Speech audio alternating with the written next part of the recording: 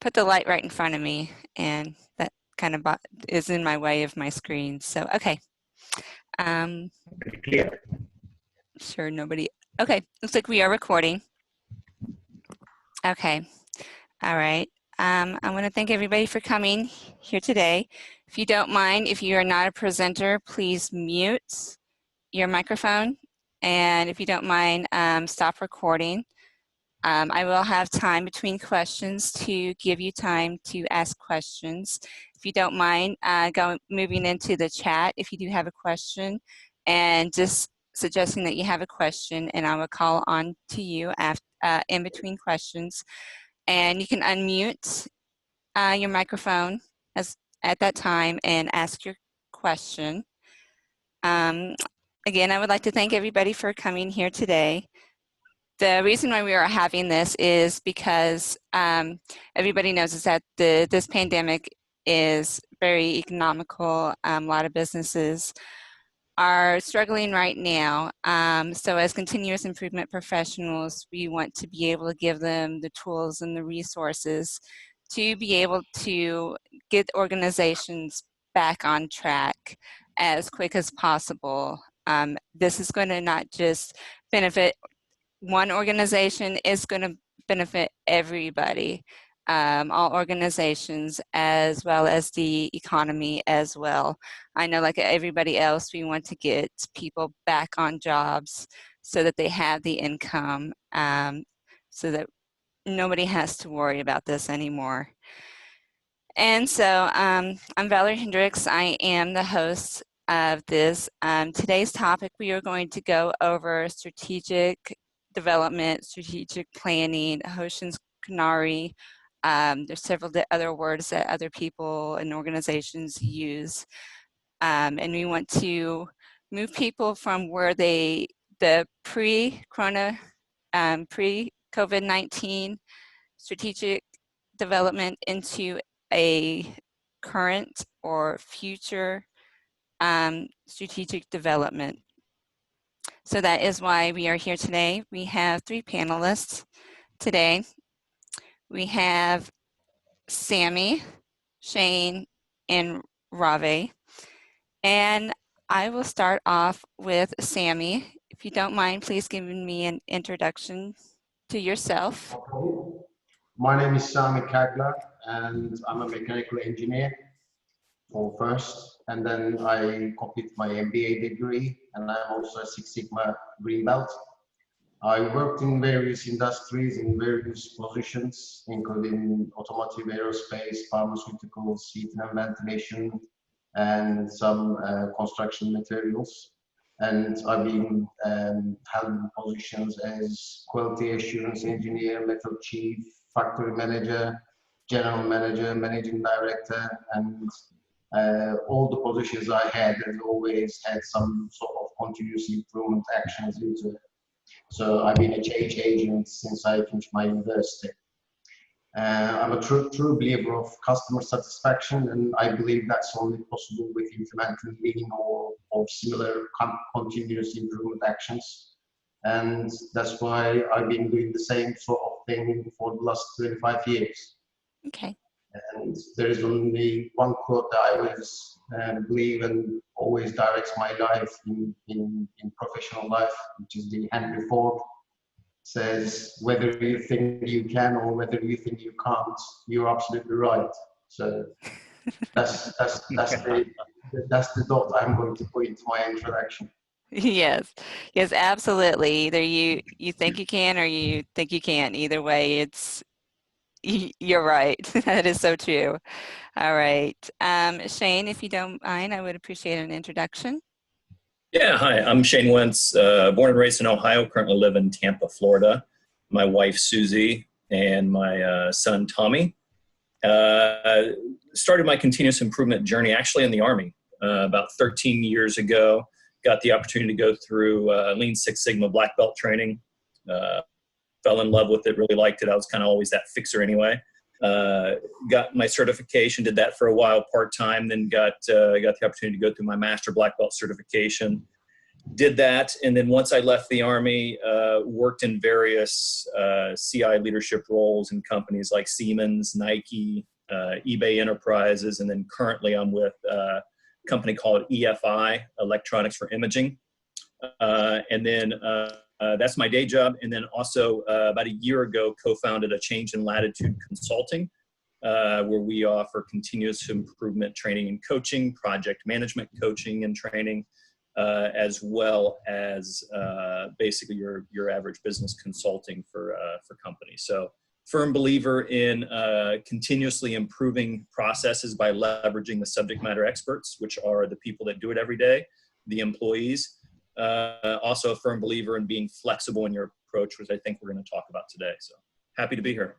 Well, thank you, Shane. Happy that you're here too. And yes, those are issues that we are definitely going to go over today. All right. Ravi?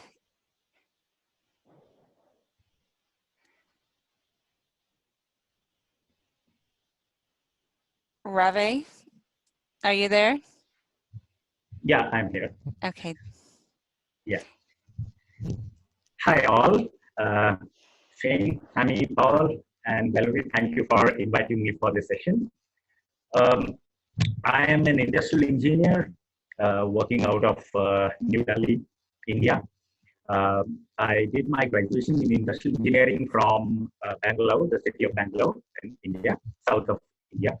And I am a lean consultant. I have qualifications in lean as a lean expert, as a lean implementer. Then I have GPM qualifications from GPM Club of India. That's a part of the Confederation of Indian Industry. Then I have various accolades which match up to what continuous improvement work that I'm doing today. Predominantly in India, the north of India, that's where I operate, amongst companies which are into auto sector, automobiles, auto OEMs, auto ancillaries. Then we have also diversified into the service sectors. We do a lot of work in the hospitality industry, the industries which are into offering services like telecom and beyond. Then also into the fertilizers, the chemicals, such kind of industries where a lot of improvement work is required in terms of improving the throughput, the productivity, and so on. A lot of things that we discuss as we go along this journey today. So I've been into my own consulting based out of Delhi, and I work with a small team of people who are my associates into all these assignments that we do. And we work in all the areas of industrial engineering, which is a much broader concept, much broader umbrella of incorporating all the lean and other principles that we talk about today. So that's my short profile, and we are all well connected on LinkedIn. So obviously, you have a lot of insights into what we are doing. Yeah. Okay. All right. Thank you, Ravi. Just to let you know, we are experiencing some difficulties. Looks like an internet connection possibly. Do you want to test your connection and make sure that you're got enough broadband? Yeah, okay. Okay, thank you. I'm audible. Yeah. All right. Yeah. And we'll come right back to you with that. Thank you. Shane, next question. As of right now, are you doing anything to help out with this pandemic? A couple things. One is, like I said, I currently work for a company called EFI. I'm the Director of Quality and Continuous Improvement. So really busy with them right now with the landscape shifting. A lot of our supply chain comes from China. So we had obviously some issues with that supply chain in the last couple of months. Also just strategically working with other leaders in the organization on, one is obviously we're seeing a dip right now in people buying printers, printer technology, ink, things like that. So how do we get through this crisis, number one, without losing too much revenue? Second is what's the landscape going to look like once we get through it? It's not going to be the same. It's going to be different. So what is that going to look like? And then how do we become more agile on the other end so we can take advantage of what that landscape looks like? And then our consulting company, we're doing more and more online training, online, free webinars and things like that. Some of our on-ground engagements have been postponed, but we're actually seeing more and more virtual training, virtual seminars and things like that. So it's not that things have stopped, it's things have shifted. And I think we're going to continue to see that. Yeah, absolutely. Thank you for your participation with all the work that you are doing. Sammy? Well, I'm the founder of the company called Eileen Limited. It's mainly a management consultancy company. And we do have 4 different divisions: consulting, digital marketing, technology solutions, and trade. So we do help our customers. Even we are giving consultancy to them, we do help them to open into new markets. And luckily enough, we were working with a manufacturer who produces ozone generators. I don't know if you've heard of ozone before. And that is mainly used for disinfecting areas, water, vehicles, and food in the industry. So we started a new division with them called Eileen Ozone and started selling their products into all parts of the world. So that how we managed to keep working through the COVID-19 crisis.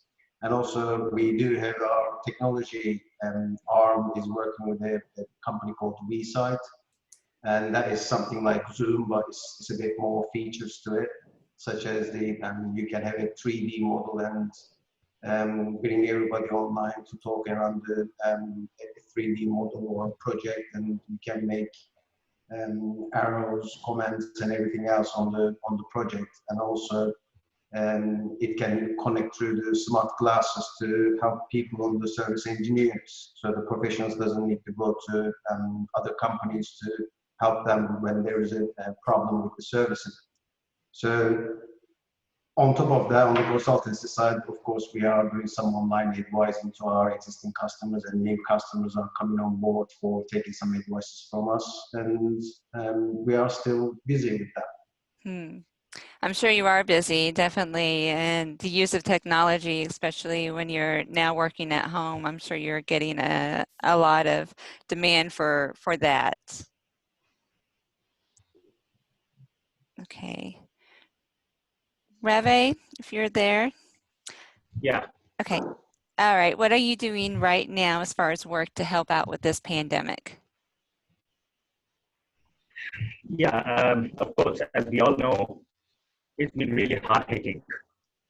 It's been really hard hitting because I think when we look at it from the Indian perspective, I'll talk more about from the Indian perspective to start with, and then we move on to more of a global perspective. As of now, when I see India, we were never prepared for this kind of a situation. Fine.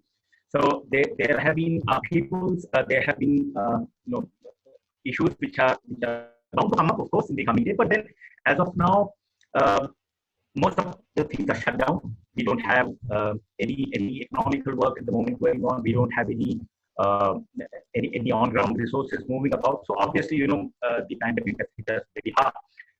That said, we also are working with the local agencies to educate people, to educate the masses on how to really deal with this kind of situation.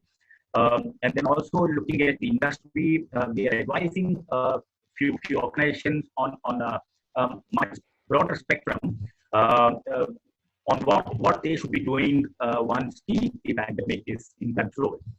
Obviously, we all know today the major focus area is to control this pandemic, stop it from spreading further, and that's where most of the energies of everyone, whether it's an individual or any organization in India, are concerned. And we are really trying to help the government agencies to come up with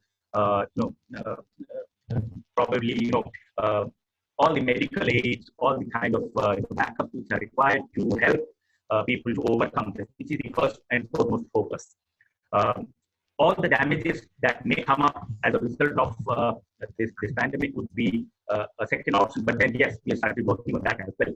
But primarily, our focus is at the moment to stop this spreading further, and we are working very hard to educate people, to kind of handhold people, to make them aware of what would be the consequences if we are not able to do that. So that is the focus. We're working with the local agencies, we're working with some government agencies, we are also working with some industries, advising them on what would be the strategies to come out further. Yes, thank you, Rabbi. Definitely getting people educated about the system and how the consequences of not knowing what to do right now is definitely going to affect a lot of people. Okay. All right. Absolutely. Okay. I don't see any questions so far, so we're going to just keep moving on to the next question. Okay. Next question. When are you recommending to organizations to look at their strategic deployment, and what recommendations do you have for the organizations to make changes on those? We will start with Sammy. I thought it wasn't my turn, no problem. I think the question is that the companies, just when the pandemic started, they should have looked at their strategies from the minute one rather than going into it for a month nearly. But the life is not going to be the same out of this crisis. That's it. I think everybody agrees with that. And effects will be long lasted. I think it will be about 18 months, because 6 months will be just getting rid of the pandemic. Another 6 months will be trying to get to the new normal. Another 6 months will be creating strategies for what is going to happen, because the whole financial world is going to change. All the countries are going to go into recession. The financial models will change. The financial models will obviously push all the companies to change their business models as well. So what we see and what we advise to our customers in terms of how to cope with the crisis, that they need to create 3 different strategies. One for now, what they can do, how they can do it. One for during the crisis, which means the 18 months that I just mentioned. So, and then another strategy needs to be created for after the 18 months, how the whole landscape of businesses is going to be. So we are trying to help some of our customers to be able to get ready for out of the crisis, and also trying to create some different strategies for what they are seeing now. I mean, it depends on the company's supply chain and how that supply chain can be turned into something that is useful now. And the businesses need to look at their customers, needs to look at their suppliers, needs to look at their employees, because the now is about caring for suppliers, employees, and customers, because there's not much anybody can do at the moment. And if there is any opportunities in the supply chain, i.e. if there is anything that they can get from their existing supply chain to their customers to help going around the corona crisis, then they should be trying to get on top of that. And that shouldn't be seen as taking the advantage of the crisis. That should be seen as the helping the companies and helping the supply chain. And once they are creating the strategy for now, they should be thinking about how they are going to cope with everything, all the financial difficulties and everything else for the next 12 to 18 months. And there should be different actions coming from that. So it will be a slow start, and they need to be very agile, and they need to be very lean in my eyes to be able to get around with the changes that is going to happen in the world, because nobody knows next month what the financial situation is going to be all around the world. And the third one is they coming out of the crisis, that they should be doing simple SWOT analysis for their customers, their supply base and everybody else, and trying to establish where the threats are going to be, what part of the supply chain is going to be staying, what part of the supply chain is going to be struggling, and what can they do about that. And once they are created those strategies, the deployment side of it is always the same anyway. So they need to have good leaders in place to be communicating those strategies to their people very openly and clearly, and they should be taking actions whenever there is a change in the marketplace. Okay, yeah, absolutely. I can definitely see your logic to having your timeline from 6 months to 18 months for your, and you worry some for supply chain management with that. All right, Shane? Yeah, great question, Valerie. And I would say there's the theory side of me, and I've spent a lot of time, studying strategy in my PhD studies, and then even practical application of that. I would say there's a theory side of me that says, yeah, now, right? I mean, if you look at what we're going through right now, I see a lot of modeling going on within organizations, right? So part of the problem with that is there's not really much to compare this with, right? You can compare it with the last recession we went through. I've even seen some models compare it to the Great Depression.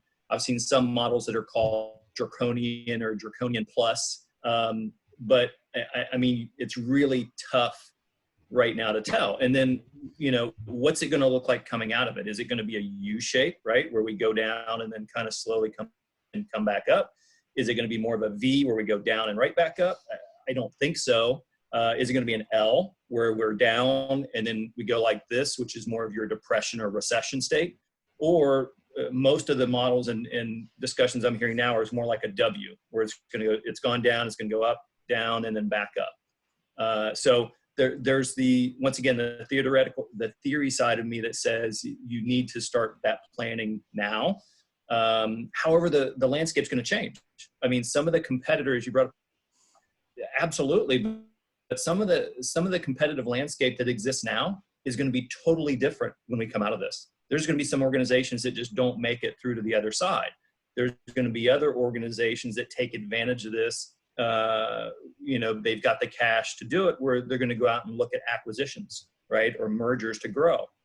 But then there's the other side of me that says there's organizations right now that have both hands on the wheels or on the trying to get through this. So to them, I say, hey, try to get through where you're going right now. You probably don't have the ability to look 12 months, 18 months ahead right now, unfortunately. They're just trying to get through this through things like through layoffs,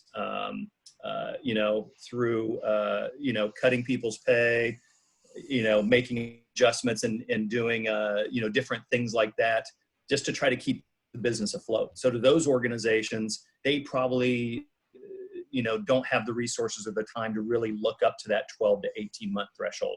But if you have the ability to do that, now's a great time to be doing that.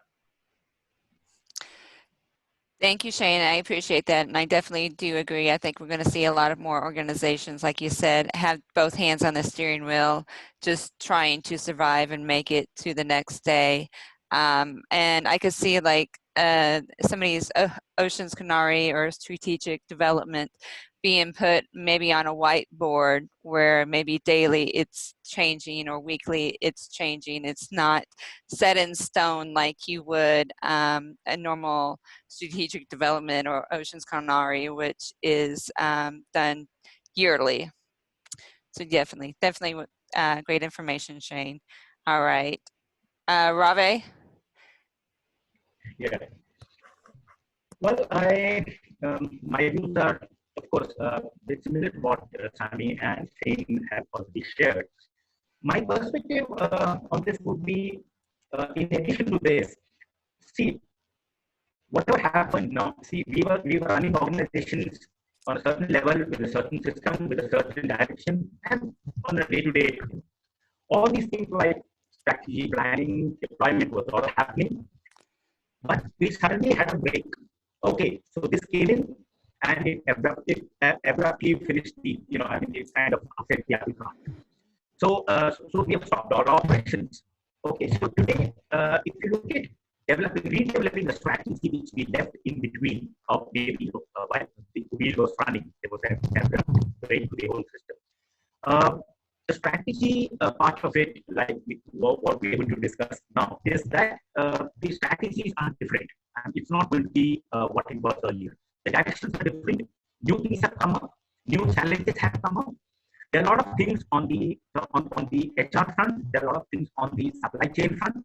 Why I'm saying HR is because this has been a disease which has actually come into the whole landscape, and then people have been affected. So the HR front is primarily the most important thing to be considered as of now, and we need to look at how well we can regain people who have left the organization because of this. They've gone back home, getting them back on track, gaining their confidence on what they have lost, what organizations have lost. So all these things are going to be extremely difficult, and then there will be a lot of changes in their way of HR practices, like a lot of things like sanitization, things like fumigation. All these things are going to be very important in organizations now. That said, machines are at the moment they're not working. Operations are completely stopped. So I think prima facie the strategy immediately on starting the operation would be to see where we have left, what were the challenges that were there at that time, and kind of looking at the challenges which this particular situation has again brought. So these two will have to be we'll have to work on both these things, and then let's see how we can kind of give a direction to a new strategy that is going to come up now as compared to what we were doing earlier. So I think it's pretty much early to say what the directions would be. Maybe again, as Shane said, we could be having something like a 3-month, 6-month, 9-month, 12-month strategy now, and we'll have to break it up because the immediate priorities are different. 3 months later, we don't know where we are going to be. So those priorities may be different. So we are going to look at the issue like strategy to be on a very different platform now. So it's going to involve a much larger scale of thoughts, a much larger scale of working before we really articulate something which is going to help the current organization systems to come up to where they were. So that said, and then we also have a lot of different types of organizations. See, we are a diverse country where we have a lot of small scale sectors, we have medium scale sectors, we have sectors which are larger conglomerates. So all these would be different. I think the approach for every segment would be different. So we also need to look at how well we can synergize all these three strategies, that bring them on a same platform, so that we don't have to do a replication everywhere and put a load on the facilities which the government or other agencies are offering. So it's going to be an uphill task. It's going to be a challenge, no doubt. First, again, as I said, what is very important is that first we need to put things at bay currently where we are, and then get into the organizational shoes to redevelop all that. So that is where we are as of now, and let's see how it goes. And that's something which we can only suggest about a few months from now. Yeah. Thank you, Rave. I do appreciate that. And we were having some difficulty hearing you. I think it's the broadband. So I had to turn off your video. So I do apologize for that. But we can definitely hear you now. I appreciate it. All right. It looks like we have a question from Mario. Mario, if you want to unmute and ask your question. Sure. Can you hear me okay? Yes, absolutely. Great. Yeah, this is a question around supply chains and basically global supply chains around the globe. We understand that getting materials for China, for example, is getting difficult. So the question for the panel is, for global companies with global supply chains, if you can recommend one or two strategies that companies need to do on their supply chain strategies, not only today as immediate actions, but within the next 6 to 8 months, or maybe after 18 months from now, what can you recommend? Shane, let's start with you. Diversify, diversify, diversify, and then diversify some more. That was easy. Okay. And I know it sounds simple, really. It sounds much easy. It sounds simple. It really is. Yeah, I mean, I see a lot of organizations where they've got sole source suppliers coming from China. And I'm already seeing a drastic, I mean, we talk about strategy. That's one of the top things I'm seeing from organizations, including ours, that we're looking at is, okay, what other options do we have besides China, right? Malaysia, Vietnam, you know, even partnering with organizations that you wouldn't normally consider in certain parts of the country you wouldn't normally consider. And there might be a little more upfront costs involved in that. But I'm seeing a big push in a lot of different organizations that we work with, looking at diversifying that supply chain. And some of it's going to take time, right? It's not going to happen overnight. You know, there's some really, you know, there's some suppliers in China that had been doing it for so long. But yeah, you've got to start looking at it. It might take 12 to 18 months, even 24 months. But yeah, that's one of the things I'm definitely seeing coming out of this is diversification of supply chains. Okay. Yeah, definitely agree with that. All right. Rave? Well, that's the most important question, actually. Mario, thanks for asking this question to the forum. See, I think all the countries have been impacted. We had a lot of supplies coming in from countries like China.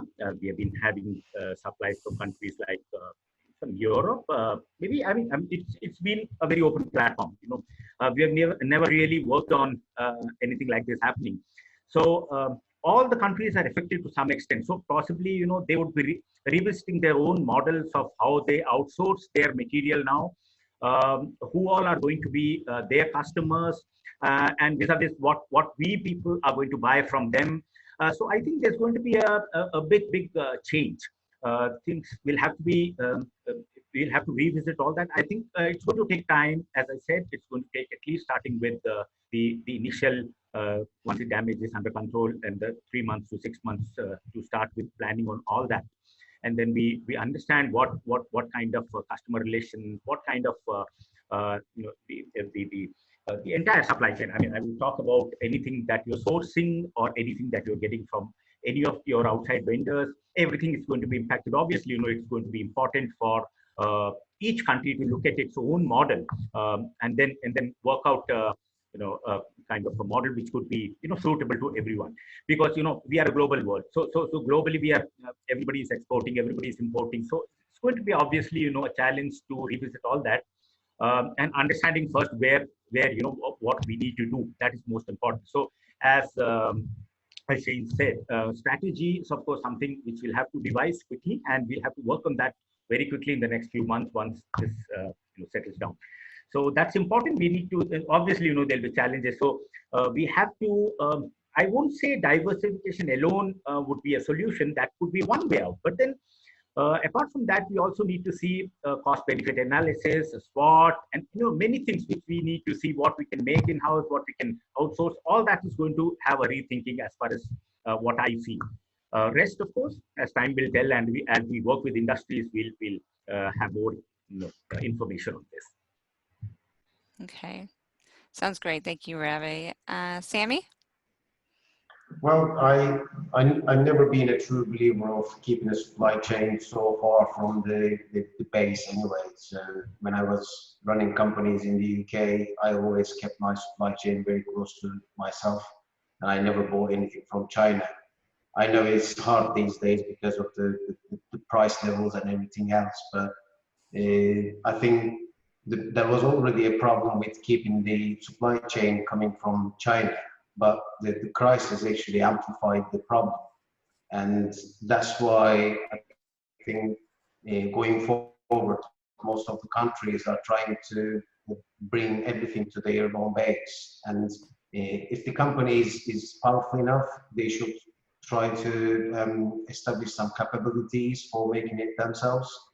If they are financially in a very good situation, they can try to buy out some companies who is already doing those stuff. If the companies are very good with their supplier relations, they can try to bring some partnerships or alliances together.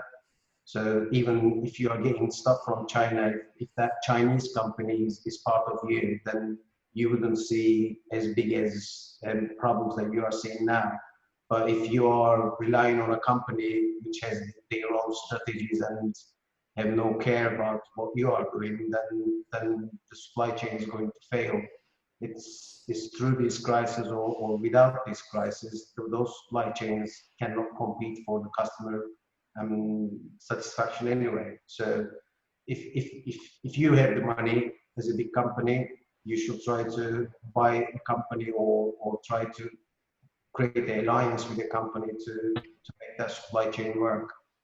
That's organic growth, and that's I see as the only way to do it. If you don't have it, then try to support some local companies to be able to make the products for you. That's what we did in the UK in many years to be able to compete with Chinese products.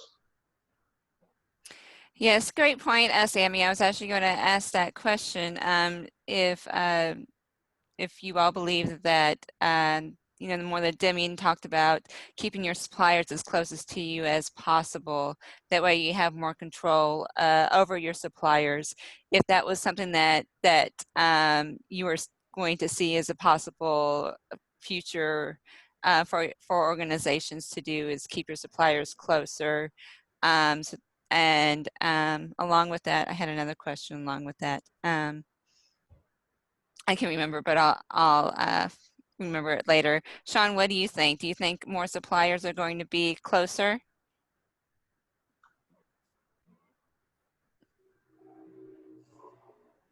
Oh, yeah, sorry.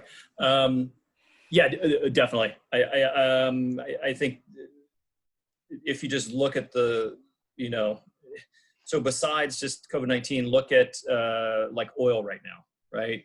Oil is artificially low. I think almost everybody thinks it's not going to stay that way. So when you look at, and once again, I've seen a lot of models recently that companies are leveraging to start looking at different partnerships or acquisitions or moving things around from production to supply chain. And they're starting to build those models that figure in things like, hey, if you know, you have to ship things overseas, if you have to ship air, what are the oil prices like? What are, you know, exchange rates like? What are different things happening in the world as far as, you know, even before COVID-19, I saw a lot of organizations that were beginning to diversify out of China just because of some of the ongoing trade wars between the US and China. You know, tariffs, you know, yes, we have them, no, we don't. Yes, we have them, no, we don't. That going back and forth, kind of the uncertainty in that. So absolutely, I see a lot of organizations looking and saying, okay, how can we, you know, continue to, and I see companies looking at things like Mexico now, right? Can we shift stuff from Southeast Asia into Mexico or into somewhere within North America if it's a US-based company? So yeah, all those things are definitely, I think, at the top of the minds of organizations right now. Do you think that organizations will start buying off suppliers? Yeah, those that can, you know, it's almost like the you know, the Amazon effect, right? Amazon goes in and, you know, they're using a bot for some of their distribution facilities. The supplier couldn't keep up with the demand, so Amazon purchased them, right? Mm-hmm. I think you're going to see more and more of that from companies that can afford to do it. And I think you're going to see more even strategic partnerships. Even though it might not be an acquisition or a merger, I think you're going to have those organizations that look, that say, hey, let's work together strategically. Even companies that maybe before were competitors, A lot of them are working together right now to try to help in this pandemic. I think that goodwill could continue even afterwards, or in the 12 to 18 months afterwards, you might start seeing some relationships build there where you've got some strategic partnerships. Yeah, I can definitely Can I see that. also add something to that, Mallory? Can I add something to that? Yes, Mario. Yeah. Sammy, yes. And yeah, and also there is one thing that is in the very common in the manufacturers world, that we were helping manufacturers to get more business in the UK in a very high level, lobbying with the government and everything else at the time, back in days. But manufacturers are not good marketeers. They really keep it to themselves. And most of the time, if you search enough and if you try to create alliances around your country, you will probably find somebody who is doing the products similar to price to the China. Not always as cheap as China, but because they don't know how to shout and how to raise their flag, the manufacturers are a little bit hopeless with that. You just need to get out there and try to get into some networking sessions with manufacturers and everybody, and you will see loads of different capacities that is already built in close to your manufacturing base already. That is definitely a good point. Going out and try to find manufacturers closer to you that already do exist, or maybe they don't make the same product, but maybe they have the proper equipment to make the product, and all you have to do is just communicate with them and agree with them. Yeah, definitely. All right, Rave. Yeah. I would like to add something here. It's pretty interesting, and I saw a lot of articles on various web platforms where Chinese companies, or maybe Korean companies, are looking at India as a strategic partner and putting up operations here. Of course, that would be really an honor for India to really come up to that level to where we could be a global supplier to all that, of course, and that would be really a very, very good thing to happen. Strategic partnerships, as I said, from my perspective, were always there. I mean, we are not, if you see the last few years, many companies have been already into these discussions. Now I see a fundamental change coming in, that companies will need to be very agile. Decisions which were taken earlier over a period of 3, 4, 6 months, or maybe 9 months, 12 months, would need to be much faster now. So companies cannot keep mulling over what has happened. I think they'll have to quickly regain what they want to do, and what they were doing and what they want to do.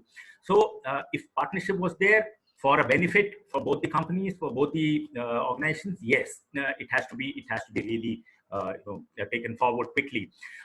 Before that, I think, as I said, the strategic issue would be always important to regain what we were doing, and then try to make that as a platform for discussing partnerships where you could bring on and leverage competencies which global organizations have. And it would be really very good if we could look at that kind of a model which would come up in the next few months. But we'll have to be very quick. We'll have to be agile. Companies will have to change the way they were working. Whether we go lean or, a step further, we're going to looking at artificial intelligence, Internet of Things, could really speed up the operations and putting up quickly things where we are left. Would be very interesting to see that. Those developments I see should be really multiplying by the day today. Yeah, definitely good idea. I know even before the outbreak happened, I had actually read several articles about businesses considering moving to India for many reasons. And so, yeah, definitely India is definitely an option to that as well. Thank you, Rave. Yeah. All right. Next question. Rave, we haven't started with you, so we're going to start with you with this one. Do you think that organizations need to make their strategic development more flexible within the next 5 years, and explain why? Well, 5 years would be much larger, I think. I think we're talking about 5 months here. As I said, companies have to be very agile. I mean, you can't really have time now because there's been a considerable amount of damage that has been done, unwillingly, whatever. Yeah, you could say. But the point is that, we need to really look at putting across our people to really think fast. And then, probably, what we used to do earlier, taking about a month, should take about a week now. So we really don't have time. We need to put in resources very quickly, harness people's thoughts, get them on the table, and start working out actionable strategies. Not something which can be really put on paper and then left aside. It has to be actionable, and then try to get that done as soon as possible. So probably if you want to change a layout of a factory to really incorporate a change of a customer demand, you need to be more flexible. So you need to do that right away. Okay, so that is the kind of change that I see, and strategy has to be really focused on bringing about that change very quickly. And I pointed out, like, Internet of Things would really, I think, speed up all that. Things were moving on a more manual scale. People were comfortable. They were having all the data management systems, all that were happening. But then today, the scenario has changed. We don't have time on hands. We have only actions that we can do. So quickly, we'll have to move into that and then bring across people who can really develop concrete strategies to achieve that and percolate that into, as Hoshin Kanri's strategy model. We need to really put that into a working model quickly and get results fast. That is very important. Mm-hmm.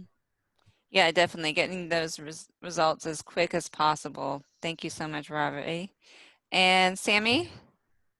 Well, to be honest, we've been advising companies to be flexible in their strategies well before the crisis. And that's for us, it's not a new situation or a new requirement. The fact is the business cycle is getting shorter. Back in 1980s, it used to be 10, 20 years for a business cycle. So when you had a product, when you started selling, doing the marketing and everything else, and you see the top line, and then you start coming down, and that cycle used to be 10, 20 years because people used to just get hold of you with fax and telephone. And then in 2000s, that business cycle became 5 to 10 years. And around 2010, it was 3 to 5 years max.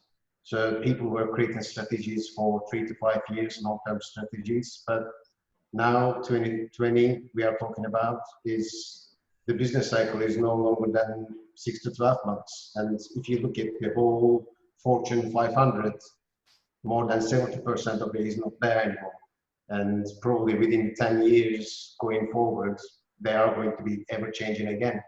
So this means that the businesses have to reinvent themselves, and not necessarily the product, but how they are managing their supply chain, how they are marketing their products, which channels they are using, the sales channels that they are creating, how they are nurturing those sales channels. All those needs to be changing. Of course, the products needs to change and adapt to the changes happening in the world, but the businesses needs to create long-term targets, not strategies, and they need to have very flexible short-term strategies going forward. So that means that everybody needs to get on with continuous improvements, getting the continuous improvements culture in place, adaptation, flexibility, agility. All those things are going to be very, very important for all the companies. And companies who is not doing something drastic about it is unfortunately, I don't see them staying long in business. Okay, thank you. Definitely looking at more of the long-term goals and using like shorter-term objectives to get to that. That way it is more flexible in case like your long-term goals should stay the same, but how to get there, your direction, your roadmap will always be changing, just because right now we don't know, nobody knows exactly how to forecast what's going to happen. Thank you, Sammy. All right, Shane? Yeah, I agree with everything that Robbie and Sammy said. You know, when you talk about change within business, regardless of the industry, it used to be, stay the same, go up, you've got to change, stay the same, go up, you got to change. And those change periods were longer and longer. Now it's more like this, right? You've got constant change. So, when organizations, when CI practitioners really push organizations for that 3 to 5 year strategic plan, I see them often get laughed out of the office, because that's not the horizon a lot of organizations are realistically looking at right now, right? It's more of that 6 to maybe 18-month horizon, okay? So that horizon's drastically changed.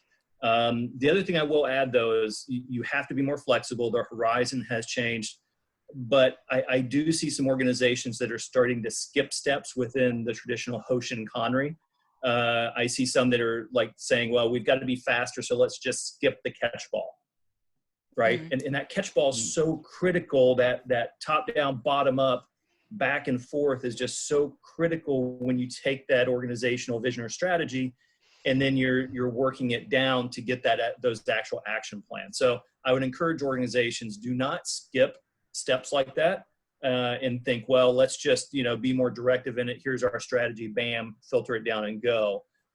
You can definitely be more agile. You definitely have to be more flexible. The time horizon has changed, but to me, the steps might go a little quicker, but we still have the traditional steps of Hoshin Kanri. Yeah, definitely. I think missing out on the catch ball with Hoshin Kanri, it's no longer Hoshin Kanri. It's more going into a strategic development process. That's how I feel about it. I know I've seen like some articles talking about their strategic development process currently is like they have it in 3 different steps: a time to survive, a time to recover, and a time for performance impact. So I'm seeing this coming up now, that some industries are using their strategic model and changing it into 3 different steps currently. I just wanted to add that to the comments. All right. All right. Any questions so far? I haven't seen any. Okay. All right. Next question is, at what point should an organization start producing products and services? And is there any indicators organizations need to know about to show that their market is moving forward? We will start with Sammy. Well, as you all know, the world is in a turmoil, and I think that the next 18 months is going to be changing for every country, and every country needs to keep up with the news that is what's happening in the world. So what I mean is that if your supply chain involves so many different countries and manufacturing bases around the world, then you have to keep up with the news that is coming out from those places all the time. I.e., if one of your major suppliers in China, you need to keep up with all the news that are happening in China and how the trade is going, how the international transport and logistics are happening. And that is the only way to be able to keep up with when you should start producing or giving services. But for the next 18 months, I can't see any company coming up to the levels that they were 4 or 5 months ago. So unfortunately, I mean, for example, if I was still in heating and ventilation, I would probably keep up with what's happening with the oil prices, how those oil prices are getting affected, who's in charge of the oil, who's doing what, and I will try to create some sort of indicators for that to be able to gauge when I should start ramping up my production and everything else. But even a commodity like oil is not going to be a good indicator anymore. So it's a little bit a gray answer, but there is no black and white situation out there at the moment. Okay. All right. Thank you, Sammy. Shane? Yeah, I think the first part of the question, at what point should an organization start producing or servicing? When there's a pull for it. I mean, let's be honest. Sammy, I think you're spot on with, the next 18 months. I think if any organization thinks they're going to go back to the same levels they were producing or service they were providing, back in January, February, they're sadly mistaken. Whether it be the airline industry, whether it be the cruise industry, manufacturing. I'm here in Florida, so you've got Disney down here, and Disney is just getting, their parks are closed, their stores are closed. The only thing they really have going right now is, their digital media that they're trying to, pump up and get more and more going. But I think one, the answer to that part of it is it's going to be when there's a pull there. But then they've got to look at, even when there's a pull, what's going to change, right? So when restaurants do open back up, my guess would be, based on everything I'm hearing, they're probably going to be at about 50% capacity, right? People are going to go, you're going to have people that want to go out, but I think there's still going to be some form of distancing. Sports teams, they're already talking about pro football. When it starts up in the fall, they might be playing to empty stadiums. What does that mean to the National Football League and how that changes as far as, how they generate revenue, right? It might mean a lot more on the TV side, but of course, then they're not going to have the ticket sales. So I think each industry is different, but they need to start looking at it now and saying, okay, even when we do start to get that pull again and we get going, how are we going to be changed, or how have we changed from before this pandemic? And I think any organization that thinks they haven't changed, they probably need to look again. Okay, thank you, Shane. Ravi? Yeah, excellent answer, Shane. I think I totally echo what you said, and to large extent, Sami is also right. Okay, see, my view here would be that this pandemic has set different standards for organizations now. Okay, probably, I'm talking about manufacturing, starting with that. Probably a machine or a workstation could be run by maybe, say, 4 people, 5 people, till the time all this started. But today, seeing the safety protocols and you can't have too many people on one place and all that. So the pandemic has set such standards where you have to have social distancing and things like that coming in. So you would have to reconsider something on how you could run those machines with lesser people and probably lesser resources. Incidentally, I was talking to an owner of a company just a few days back, and he asked me a very simple question: what is the first thing that I do when I go into my office when my office starts? So the owner was really worried, as he said, my factory is lying idle for the last 2 months because I've shut it down, and I really don't know when I open the gates whether I first need to look at the dust which is settled on my machines, or do I really call somebody to have somebody to work with on what I'm going to do now. So we were discussing. So probably these kind of questions which a lot of small company owners would talk about is what exactly are we going to discuss in the opening meet when we start our factory operations. So everybody has been supplying customers on a running scale. They've been operating 3 shifts, all that. But then probably now the scenario is going to change, because getting back those customers' confidence, because this is not something that has happened alone to the customer or to the industry.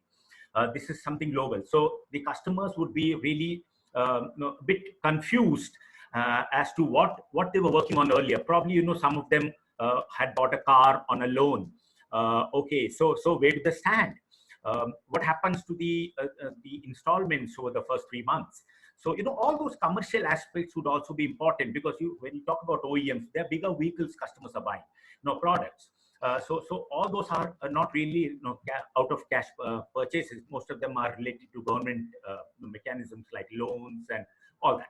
So probably that would be very interesting to see where the customer confidence is rebuilt with the organization. Parallelly, organizations start getting back on wheels. I mean, they clean their machines, they re-oil their machines, they run them idle, they do all that shop floor work. With the limited amount of people, with respect to the safety protocols, which the government is going to be very, very strict about.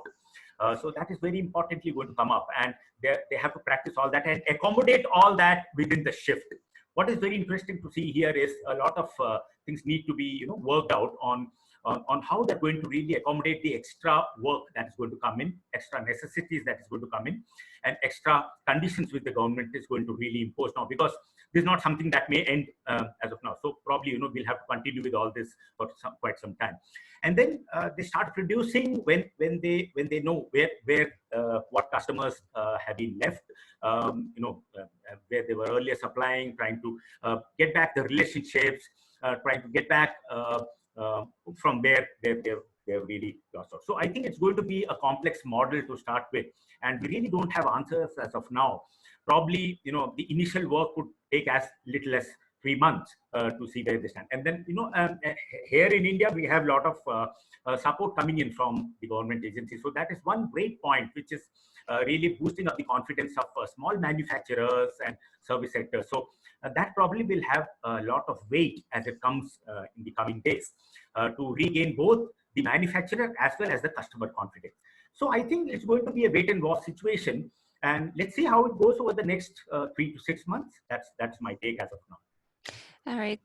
Thank you, Ravi. I appreciate it. Definitely talking about confidence with your customer, and not just your customer, but also your suppliers as well. I appreciate that.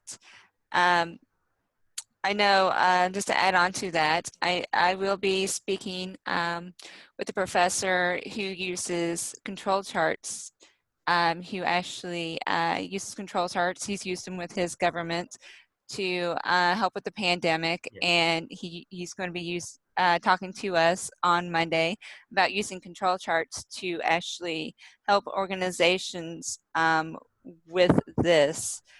Start understanding, knowing when to start and when to move forward. So I will get that invitation out later on today to let you guys know what time that will be on Monday, so everybody has that information. And I appreciate that. Okay, that is all the questions I have. And it looks like we have Paul. Looks like you have made a comment.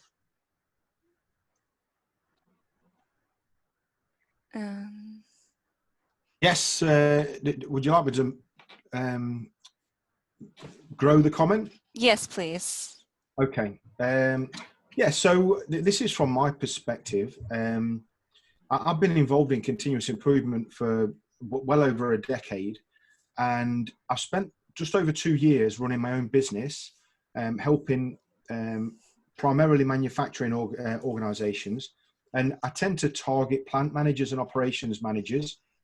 And what I'm seeing is when I first start to get the opportunity to work with a plant manager or an operations manager, they've at last stopped firefighting and actually opened up the idea of working with somebody from the outside to help them work with their people to work on continuous improvement. So, when you've lived and breathed continuous improvement, and you've lived in the world of Six Sigma, and you've seen all the various tools that are available, it's sometimes hard to believe that there's a lot of organizations out there that don't even do anything to do with continuous improvement. And with that in mind, I see, first of all, I ask the question, why? How can an organization, a multi-million-pound organization, have multiple plants all over the globe, and they don't have a heart, a CI heart. How can that be possible? And the reason that I believe that's possible is two things. One is that the senior management have not grown up with continuous improvement. So they're very process focused. They're very like KPI focused, and they totally don't see the opportunity that working with a continuous improvement engine inside their business can bring massive fruit. And the second thing is that because they've got that mindset, their business is in a continual loop of firefighting and basically solving the same problems short term, and then a few weeks later, a few months later, the same problem comes back, but they don't get an opportunity to stand still and actually take stock and review and reflect on what is going wrong in their business. And you know, the biggest opportunity is when you start to use the lean tools is seeing the waste, not the value. So a lot of organizations are focused on what it is they do rather than what's happening between what they do. And I believe that if there's enough, so what the message I'm trying to put out to my audience, my network, my customers and clients is take this opportunity to actually put your finger on your pulse and say, right, what is going wrong with our business? What's going right with our business? And what can we do tomorrow? So, you know, you can't really run any strong continuous improvement activity in your plant right now, but you can plan for it tomorrow.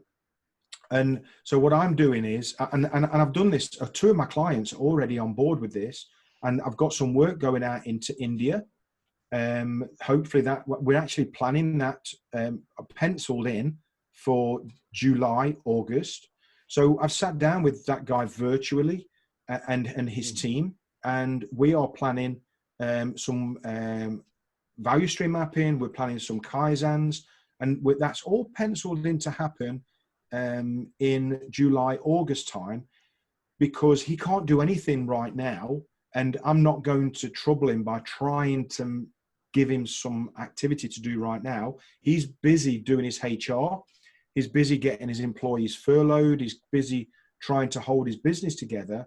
But he's got peace of mind knowing that in July, August, or because it's penciled, it can move.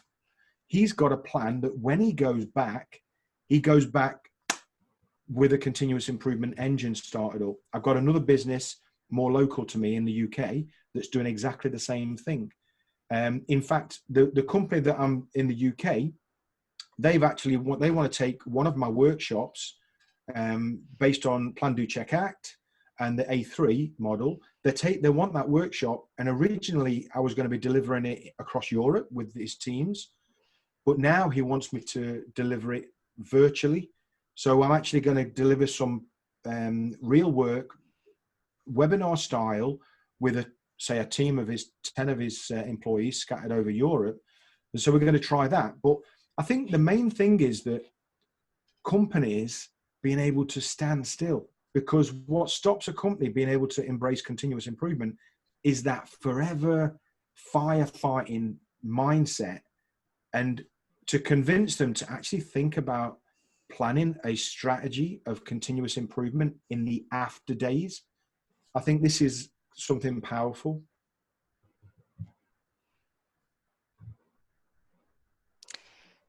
Thank you, Paul. Yes, definitely have to agree with it, especially when there's a lot of organizations that they can't do anything. Why not just take that time and provide a strategic plan? Like I said earlier, maybe not have it in ink, but in pencil, where it can be developed into something that can change at any moment and any time. Thank you, Paul. I do appreciate that. All right. We had a question from SK.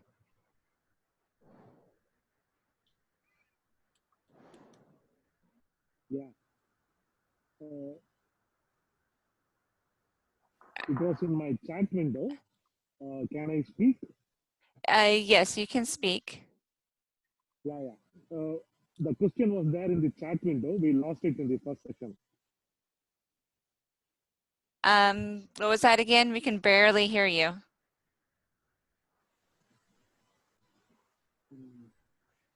Yeah. Are you able to hear me? It's not clear. Yeah, it's not very clear. It's not very loud.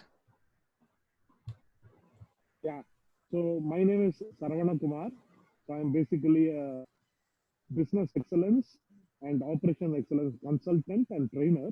So I am from Chennai, India. Okay.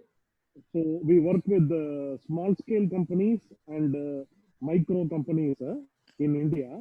So I had a question. Post COVID, how do we incorporate agile practice when we do a PDCA cycle for these clients? These guys, they are all into middle revenue.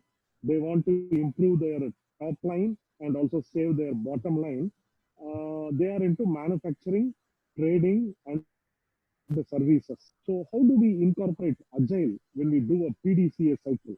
Because post COVID, we are already in time pressure and everybody wants to quickly start. And then there is no time for strategy, PDCA. Then how do you introduce agile? I just wanted to have a clarity.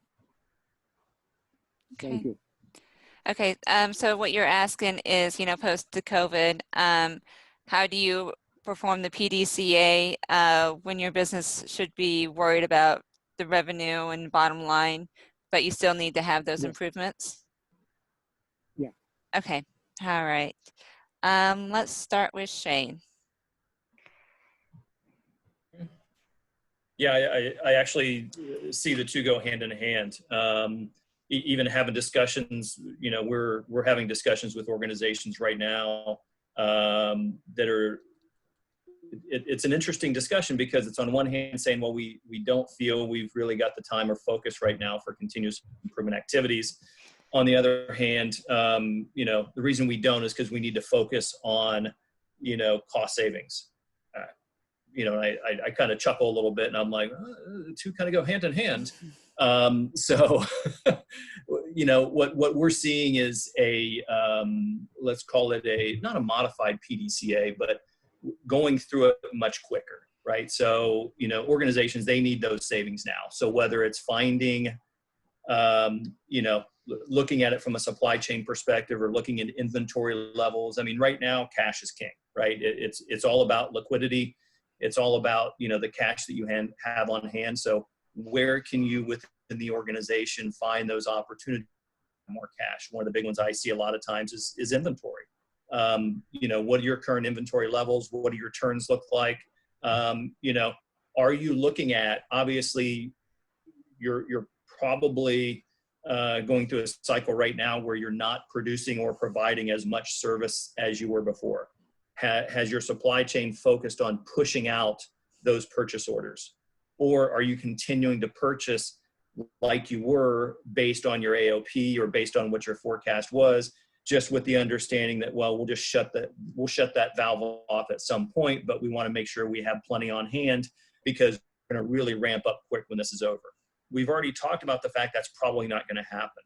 So what you're doing is you're taking that cash that you could have on hand to make your position much stronger in this COVID-19 and post-COVID-19 market. And you're really wasting on an inventory that you might have normally used up in 3 to 6 months that now you're probably going to use up in 18 months, right? So, you need to look at things like that, leverage the PDCA cycle, probably doing it more rapidly just because of how time sensitive things are right now. But I say the two go hand in hand. Okay, that's great explanation. Thank you, Shane. Rave? Yeah. Hi, Sarvana. Are you able to hear me? Yeah, we can hear you. Yeah. Okay. See, as I said, my take is all same in this question as well. As I pointed out Agile a few minutes ago in my discussions, That's exactly what Mr. Kumar is asking now. So I think PDCA would need to be really fast. Okay, now we can't really, as I said, afford, we don't have those luxuries that we had 3 months back. Okay, so we need to quickly develop and redevelop and redo what we have left. Okay, where we have left off, and to redesign those processes quickly to meet the customer's need. Okay, so as I said, there'll be two-pronged approach. One is quickly leverage the organizations to come back to normalcy, number one, and then take it forward from there, stage one. Parallelly, move along with the customers and see where they stand vis-a-vis your organization, what you can deliver to them now. Okay, so there will be certain, like for example, there will be certain orders which have been left, unfinished, probably. So would they be, would those orders be really important for them again? Or we need to stop that and start something else? So, I mean, there'll be a lot of questions that will come up when you really look at all that. So, only thing which I can say at this point in time is that we'll have to really speed up the actions that we're going to take on whatever challenges that are coming up to us. Okay, and a section of our organizations will have to be very close touch with several service providers like government and other agencies, so that we can really look at serving customers very quickly as a package, not only from the products and services that we are going to offer, but also from the perspective of what they're going to get from outside. So money has been hit. See, the revenues have been hit, the cash cycle has been hit, everything is on a hold. So obviously, we need to really buck up. We need to really need to speed up on what we were doing earlier, and then come back to that stage where we can really help the customers to realize where that link can be re-established. That's very important. So we do PDCA. We will have to really work quickly on doing all the 4 steps along with each case study that we get, each customer, each service model, everything. So ideally, again, it comes back to the organizational strategic development plan, which we are going to very quickly work on with certain people on how quickly to develop those, and what would be the current level of challenges that we face vis-a-vis the market, the customers, his sentiments, his needs. All that will have to be really packaged into a very, very clear policy deployment plan across the organizations, and every function department will have to really work very hard to achieve those milestones quickly. I mean, earlier, if we could maybe service a customer in 1 week's time, probably we need to look at a model which does it in 3 days' time. And if you have to look at Internet of Things and agile manufacturing, we don't have an alternative. We really have to get into it. So those things are going to really change in my perspective. That's my take. Great, thank you, Ravi. And Sammy? Well, the companies who are going to see the end of this, the question was, should they bother with PDCA or should they keep trying to make more money? And if they didn't do anything in the continuous improvement way for the next 18 months, I don't think they will be able to see the end of it anyway. And if they've seen the end of it, and if they didn't do anything during the crisis, if they didn't change their mind about continuous improvements, I don't think they are going to change their mind after the crisis anyway.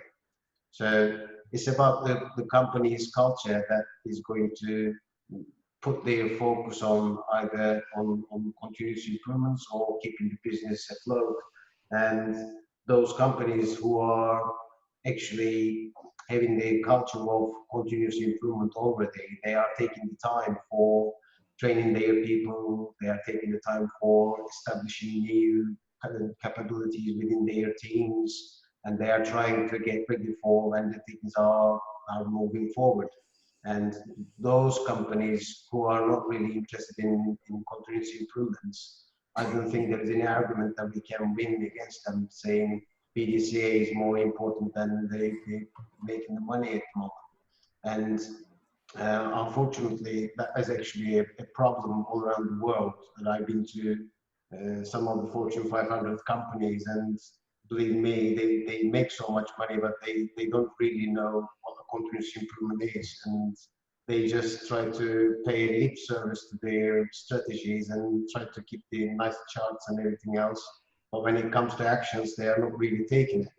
So what I'm trying to say here is if the company already has some sort of continuous improvement culture within, then they are actually going to use this time, as Paul said the same, that they are going to use this time to establish more capabilities within their teams, and they're going to train more people and get ready for the light at the end of the tunnel. But for those companies who never been interested in CI, I don't think they will ever be interested after the crisis anyway. Yeah, that's a very good point. Thank you, Sammy. I do appreciate it. To add to that, during the recession, I worked in the boat manufacturing, and I was the value engineer at the time. And basically, value engineering is about reducing costs in certain ways. And looking from a supplier point is that you have to add value to your products, and using continuous improvement is a valuable way to do that, to make sure that your suppliers or your customers are getting their supplies the way that they need it, on time, with high quality. And as a value engineer, I looked at that from my supplier point to determine what suppliers we needed and could keep. So if you're not having continuous improvements in your business already, it's not too late. You definitely get that started, because your customers are going to need that added value into uh, their product or service. So I can't stress that enough. All right. We are out of questions, and so we're going to wrap this up.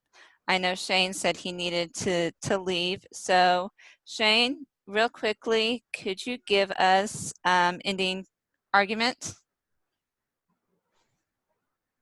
Yeah, I think, my recommendation right now, number one is be flexible. And I think you have to understand from a professional and a personal level that everyone's journey is different. I see a lot of folks, out of work right now. I see a lot of folks furloughed, losing jobs. I see organizations really struggling, and I see some right now actually doing very well, just based on what's happened. So I think number one, everyone's journey is different. You have to understand that, which then forces you into that, which is a good thing, is being more flexible. Flexible in your approach. We've talked about speeding up a PDCA cycle. We've talked about being flexible in terms of Hoshin Kanri and how you leverage it, and looking at the time frame from 3 to 5 years down to 6 to 18 months. So I think flexibility is important, understanding that everyone's journey is important. And I think third is we're going to look different on the other side of this. It's not going to be life as normal for many, many years, if ever. So you have to look at that and say, how can you take advantage of that, right? If you've got extra time right now, grow personally and professionally.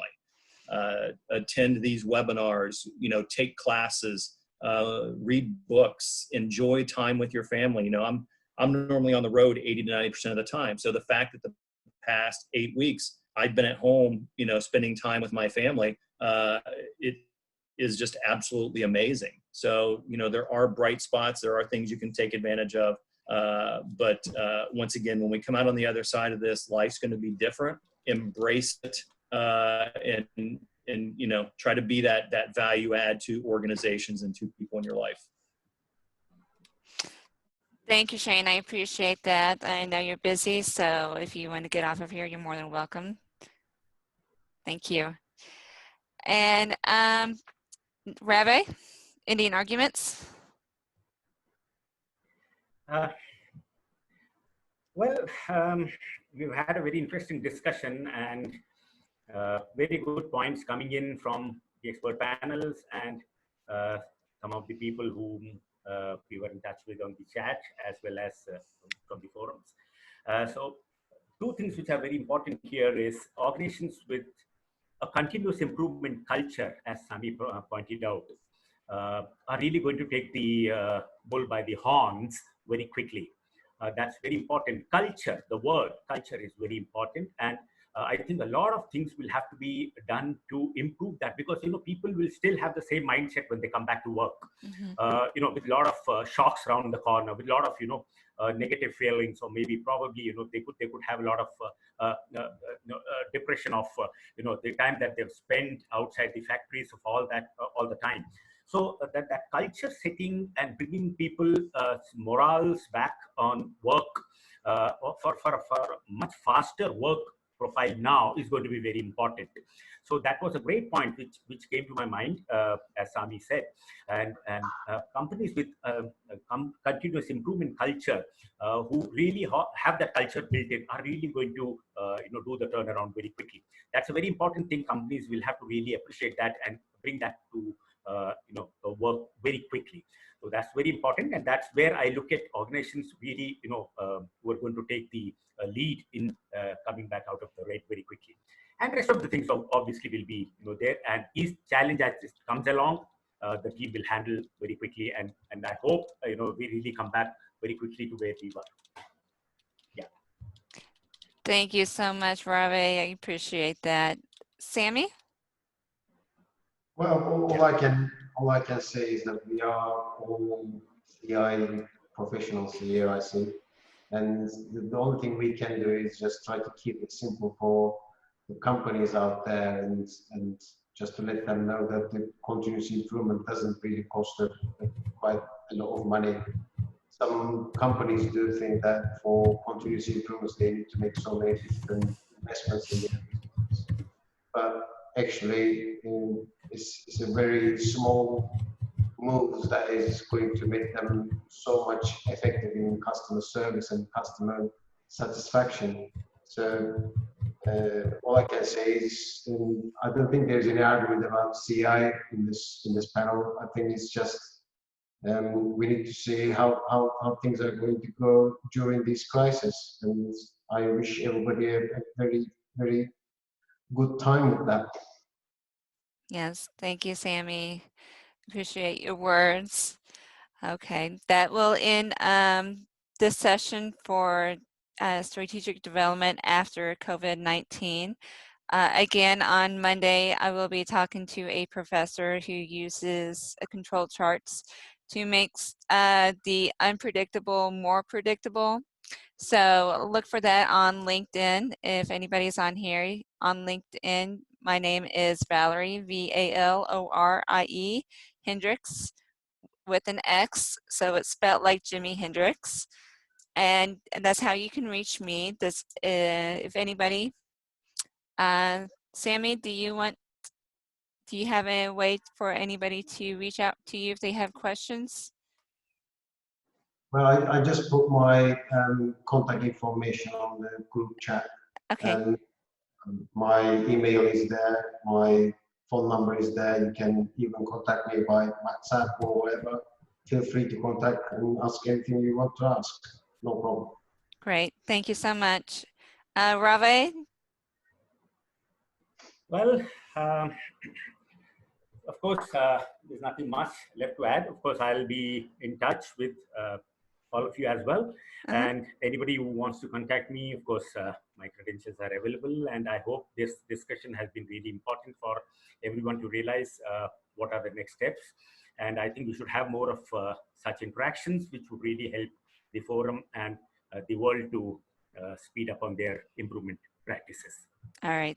Thank you so much, everybody who attended, and thank you for our panelists for joining me today. I hope everybody had learned something new and something to take away as actions to your organizations. Again, I appreciate it. If you want more information, follow hashtag CI after COVID-19, no dash in that. Thank you, everybody. Have a great day. Thanks very much. Thank you all. Cheers. Bye-bye. Cheers. Bye. Bye. Thanks a lot.